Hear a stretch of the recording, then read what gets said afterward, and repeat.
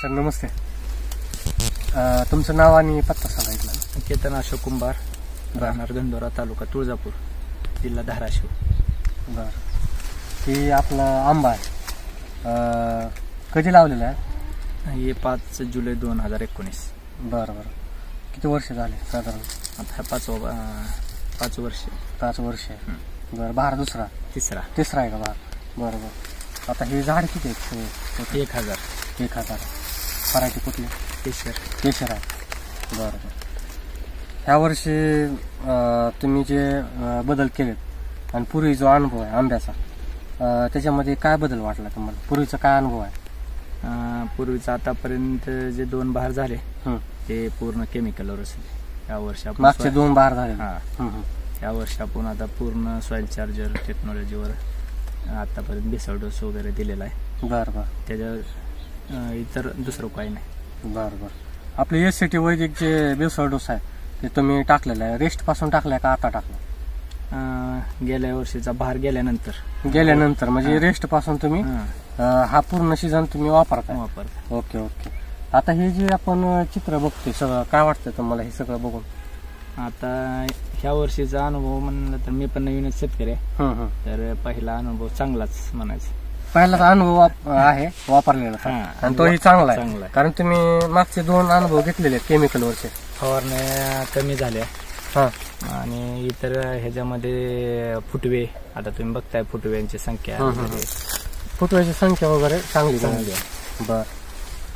आणि फ्लॉवरिंग मध्ये काय बदल वाटते तुम्हाला? चांगली आहे आणि आता सेटिंग पण चांगली होतीये. आता व्हायला सेटिंग चांगली व्हायला. गाडाची साईज कशी आहे, म्हणजे ही जी फ्लॉवरिंग आहे त्याची साईज वगैरे कशी वाटते तुम्हाला? आता निश्चितच फरक वाटतोय. आता येणार ह्याच्यात कळेल की किती निघेल. गेल्या वर्षी आम्ही साधारण 6 टन निघाला होता. बरं. 300 कॅरेट. वर्षी त्याच्या प्लस राहू. बरोबर. म्हणजे सेटिंग तशी वाटते तुम्हाला? Okay okay. आणि हे जे फ्लॉवरिंग असं आहे का की कुठल्या झाडाला फ्लॉवरिंग नाही वगैरे असं?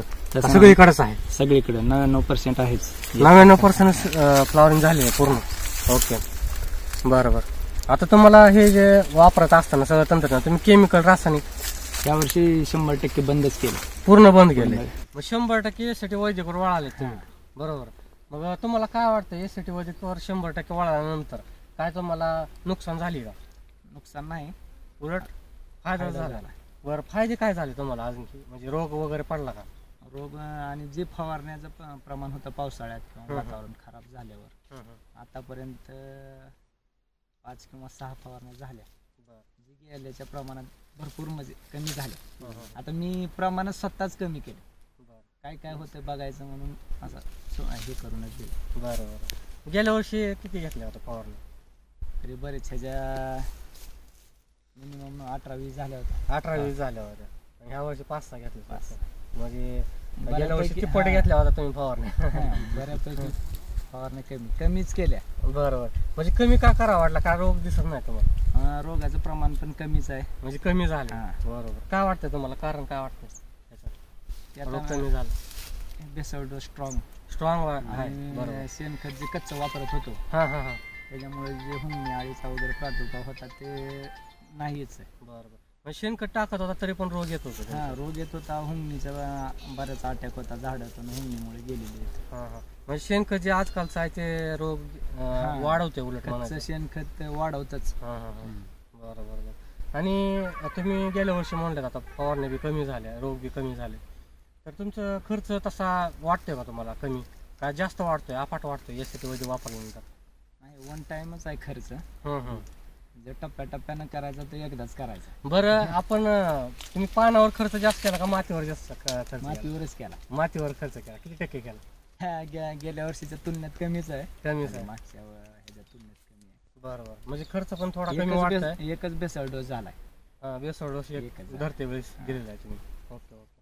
आणि आता इतर जे बघतोय आपण बागा तुमच्या परिसरामध्ये असते, त्या बागेत तुलनेत आणि आपल्या बागेत काय फरक वाटतो? नाही, आपली परिस्थिती चांगलीच आहे. आता अजून फरक पडेल आता जरा सेटिंग वगैरे झाल्यानंतर. बरोबर. इतर जे लोक असतील घेत असतील त्यांचा काय विचार आहे बाग बघितल्यानंतर यावर्षी? चांगला आहे म्हणतात. चांगला आहे म्हणतात. त्यांनी पण आता माझी पण नवीन दुसरी बाग आहे जांभळाची. नवीन लागवड केली. हीच ट्रीटमेंट चालू केली. ही सुरुवातीपासून चालू केली. हा, त्याला याचं सुरुवातीपासून. बघून. हा. आता हे जे आपण ह्या चांगली वर्षी बरोबर फोटो वगैरे सांगा त्याला. ह्या वर्षी जे आपण तज्ञांना वापरायला लागले एसीटी वैदिक, तर हे वापरत असताना तुम्ही पूर्णपणे केमिकल बंद केले. हो. मग ह्या वर्षी जे फळं येणार आहेत ते विषमुक्त असणार पूर्ण 100%. टोटल. तर हे तुमच्या मनात कल्पना कशी आली आणि आता पुढचं नियोजन कसं आहे तुमचं मार्केटिंग?